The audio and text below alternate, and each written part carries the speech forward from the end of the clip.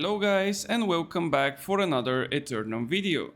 Today is episode 2 of my war explanation series and I will try to go a bit more in details when it comes to the different groups.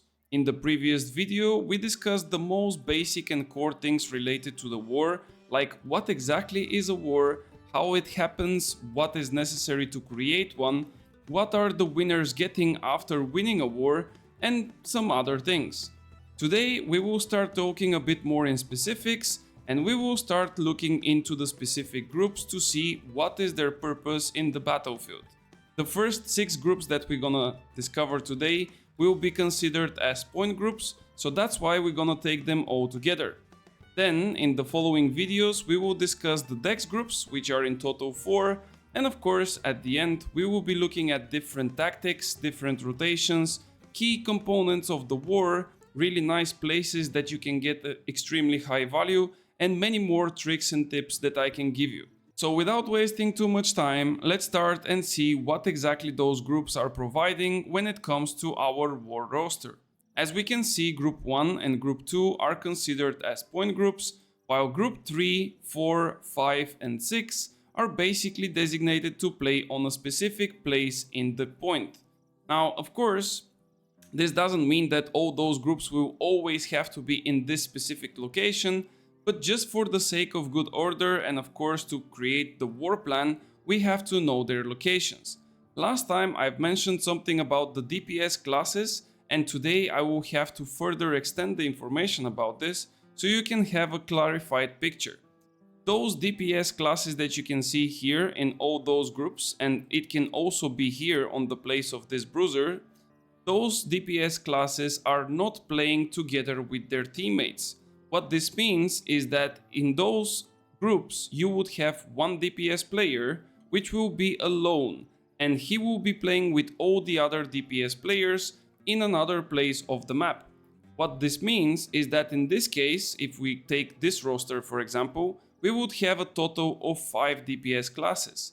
And when we discover the war and how it looks on the second plan, we're gonna see that those DPSs are not existing in the war plan at all in the point. They are existing somewhere outside of the point, but not on the point itself. So why is that the case? Well, technically, those DPS classes are light players for the most part. If, of course, you want to get the maximum value, you would probably slot mages simply because of their AoE. And due to that fact, they cannot really go on the point and they cannot be present on there simply because they will be dying extremely easily from all the mediums and heavies around. So that's why those players are always playing alone and they are segregated from their groups. Now what we have left is of course the groups from 1 to 6 with all of the bruisers, all of the tanks, IGVGs and of course the healers. Now, going over to the next stage, which I want to show you, is an extremely nice site which is called rateplan.io or whatever you pronounce it. So on this site you can find a lot of extremely good and handy tools to create your war plans. You can pick a specific place where the war will be held on a different territory. You can make different slides, and on the different slides you can show different tactics, of course. You can put a lot of things here in the form of points, like let's say you can put a point here, you can put a flag here and so on. You can also put different numbers to show your groups. As you can see, we have 10 groups, and that's the limit of the war. And then you also have like some other icons and things that can technically help you. Another cool thing that you can find here is a pen, which can be of course always like permanent, or you can make it to disappear after a couple of seconds. So you can also show your teammates what exactly are you aiming to get with specific rotations. But again, we would not go into those details now. We are looking to the point. So going back to the spreadsheet just for real quick, we see again 1 and 2 are point groups, and that's why I've placed them in the middle of the point basically. And then we have from 3 to 6 being top right, top left, bottom right and bottom left. So top right, top left, bottom right and bottom left. Now again, this doesn't mean that those groups will be always playing on bottom side or top side or whatever. but mainly they would want to play around that place. There are two reasons to make that thing, and the first one is that you don't want your army to basically stack on one specific location, because this way they are extremely susceptible for being nuked. There can be a couple of gravity wells thrown by your enemies, and if your whole army is standing on one place, this would basically obliterate all of your players in a couple of seconds. So this is the first and main reason why you don't want all of your frontline bruisers or tanks or whatever who is playing on the point to be so close to each other. The second reason for this is also kinda identical to this one. If you have all the people close to each other, this means that they would be blocking each other. The body is technically providing a cover for someone, and this also means that if you want to pass through someone, you cannot really go through his body, you need to go around. And if there is 10 people, you cannot pass through them. Like, that's basically it. This of course is applicable to both teammates and enemies, so you can imagine if you have 4 or 5 groups piled up here together, that's like around 25 to 30 people only from your side, and then of course not considering also the enemies. So this would definitely create a lot of clumps, a lot of, problems for your teammates to get outside, and then of course they would just get nuked and they would die. Now the third reason is basically to create more pressure, and more pressure is created when you control a bit more of the point itself. So if you have people all across the point, it would not only be harder for your enemies to kill them, but you would also see your enemies thinking about who should they prioritize to kill first, because there are so many people running around doing some stuff, so that's way harder to counter instead of putting everyone together. So now when we know the reasoning why everyone is playing like this, we should continue on by saying that the way to clump and dump, if you want to call it, or just to bomb, how we call it in Europe, is kind of contradicting what I just said, because, for example, the color of the war would create a code to everyone saying where would be the next bomb. A bomb means that all of the bruisers and basically everyone, even the people who are outside of the point, for which we're gonna speak a little bit later, would want to drop their damage in a matter of couple of seconds, so they can kill as many people as possible and then leave the scene as quick as possible. So for example, if we imagine that our caller wants to make a bomb on the top left side where group 4 is currently, so he would say we are bombing top left in 10 seconds or even less, depends how much time the army needs to prepare, right? So when this call is made, everyone who is nearby would have this in mind, and they would wait for their cooldowns to be instantly used whenever the call is made. So when 3, 2, 1 comes, everyone is trying to get closer, drop their abilities, do the maximum damage possible, and leave as quick as possible. They want to leave simply because they don't want to get stuck, they don't want to get rooted or, to just get blocked by other people. And usually for bruisers, this of course is always the case when they just drop gravity, they drop their detonate bomb, and then of course they can also do a maelstrom, but this is a bit risky because you kind of stay for too long, so you should be careful about this. Now, what are the other people doing? Well, basically they are providing some buffs and debuffs. So last time I was mentioning those IGVGs, for example. Those IGVGs are basically playing around the point as well. Let me just make this, can I change the color? Oh, there it is. It's from here.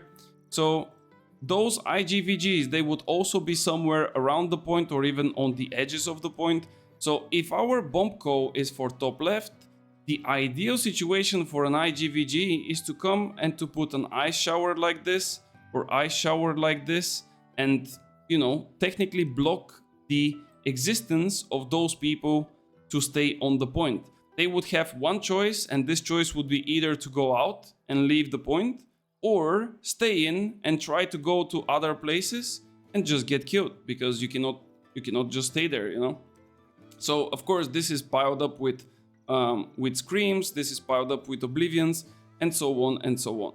So this is basically what those first 6 groups represent.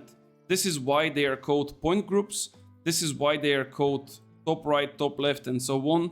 Like I said, it doesn't matter what is your, designated position. You always want to be around that place, but you never just stay there, whatever happens. If we can imagine that your point is currently losing because you lost a couple of people, and you are designed to play here, and you see that everyone from the enemy team is kind of coming to, to just kill you, of course you would not be standing here. You would either leave and enter from another place until your teammates come back, or you would just want to ideally straight up go before they even come to you. Like if you can read the situation, of course. So that's basically what those point groups are doing, what's their job, and so on. Now, there is a lot more details, of course, when it comes to the playstyle. But like I said, this is more of a general information. I don't want to fall into details for each and every class. This is basically done by different coaches when you join a company, or you have like more experienced players that are your friends. They can give you some tips and tricks. They can do a VOD review with you, or they can just show you a VOD review from someone else, and then they can point you different mistakes, different good things, and so on, so you can see the difference. Now, another really good thing about this site, like I said, is that you can create a lot of different slides, and you can do a lot of different things in it. Now, on this slide, I want to show you again how a bomb is set up, let's say, like what is the setup of each and every party, or let's say class, because I think class is more suitable in this case. And also, where are the other players and what are their, of course, missions, let's say. So if we imagine that all those red, they are basically 2 circles with red swords, those are our bruisers. Those are our beefy frontliners, and they are doing the clump, they are doing the dump, and they are basically our point pressure. If you don't have bruisers on the point, you don't have pressure. So if, like again, we go with the idea that we are bombing the top left side, we want to have our bruisers as basically a front line. We want them to be there. Of course, it's risky for them to die, but still, they are the ones doing the damage. They are the ones providing the maelstrom and the gravity well, so they have to be the closest to the point, to the bomb, as possible. Now, of course, you have those healers here that I'm also putting out, which can be playing on a lot of different places. If we are defending side, probably they will be playing on the bottom, because this will be our enemy's entry, and this is our entry for the point. But they would always be trying to play around the edges of the point. And why is that the case? Well, simply because if they go too much inside, they would probably get targeted and they would get killed. If they go too much outside, then there is other groups here, which are the Dex groups, and they would again get targeted and get killed. Now we have to remember that the Dex groups are kind of running around in the outer area. Imagine it that this is your island, and there is a lot of sharks outside, so the further you go away from the island, the bigger the chance is a shark will eat you.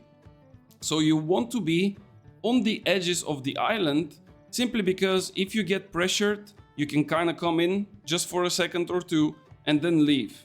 If you see a bomb coming in, you go out for a second or two and then you go back. Like, this is basically the dance of the healers. And then we have those 2 shields here, which are representing 2 different classes.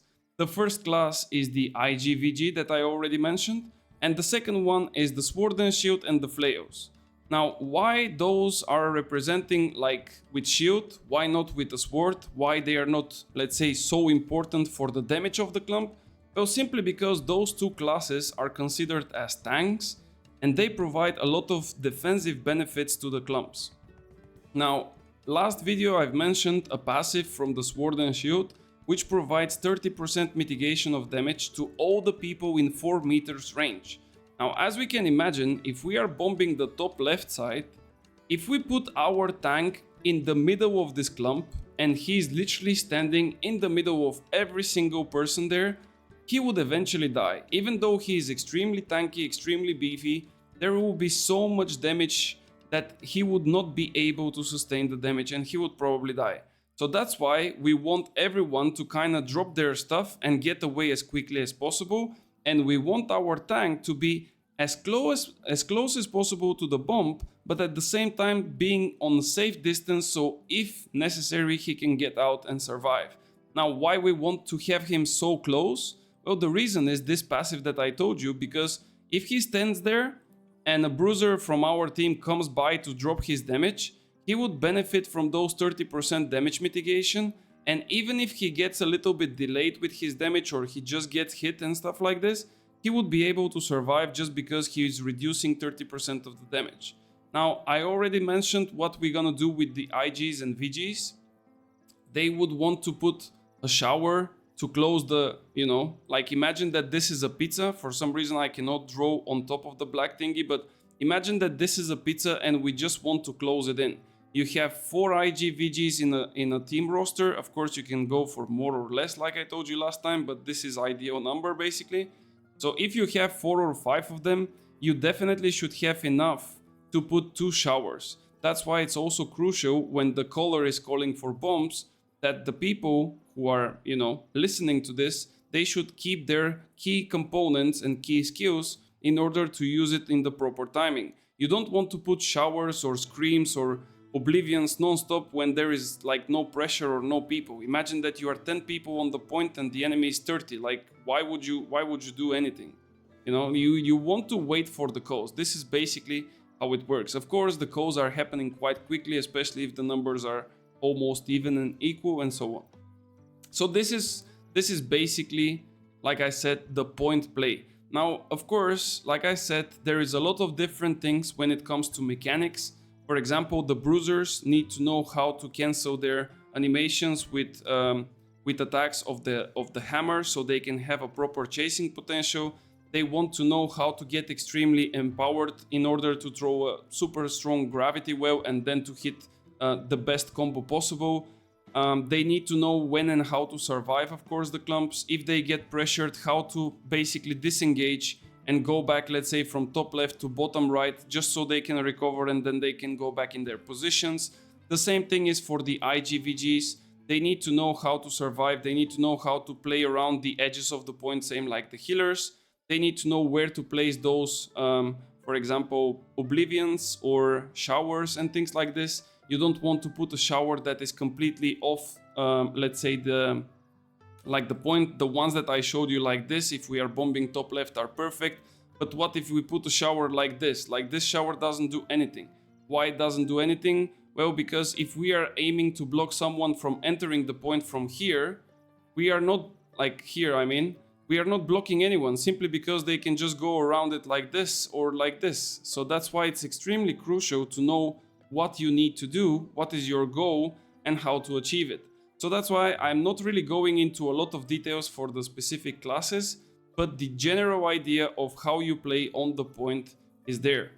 And with this, I think that basically this covers what is the purpose of those 6 groups, the first 6 groups of our war roster. The next video will be for all the remaining 4 groups, which are, like I said, the Dex groups, plus the DPS classes that I've mentioned here, those red thingies where we just deleted them for the sake of the good order. And I will explain to you how exactly it can work, because there is of course a couple of different layouts. You don't always play the same way, it always depends on your enemies, but at the end of the day there are not like millions of strategies. There are a couple that are currently used and with the current meta, of course. So I will provide you this in the next video. And yeah, that's it basically. If you have any question, guys, please let me know. I would be extremely happy to answer. And if you think that I'm missing, like crucial things and something that is extremely important, also please let me know so we can clarify it as well. Thank you for watching, and I will catch you guys on the next one.